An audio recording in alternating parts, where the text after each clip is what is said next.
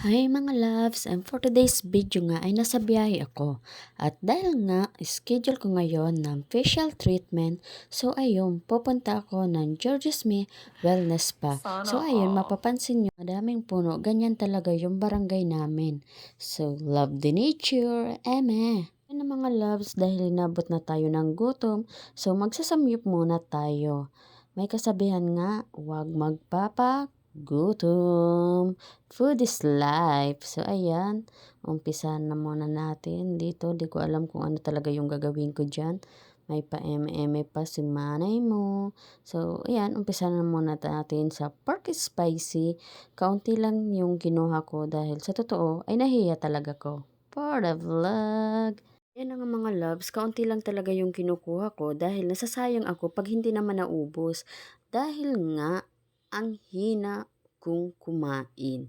Hindi naman ko gaanong kalakas kumain. So, ayan, kailangan natin i-estimate yung mga pagkain na kaya nating ubusin.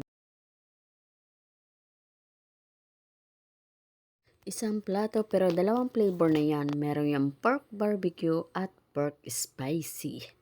So, ayan, balik na naman tayo. Kaya mga loves, kung gusto niyo magsamyo, punta na lang kayo dito. Marami kayong pagpipilian. Pero dapat ako lang yung piliin mo. May follow go. Ano naman yung nasa isip ko? So, ayan. Focus na nga tayo dito sa mga pagkain. Meron ditong pork plain, potato. So, merong kimchi, ang aking favorite.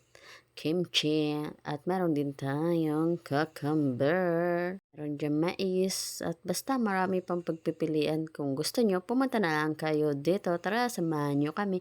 Mag-start na tayo magluto. Yan lang talaga mga loves yung mga kinuha namin kasi baka hindi namin maubos dahil nga dalawa lang kami.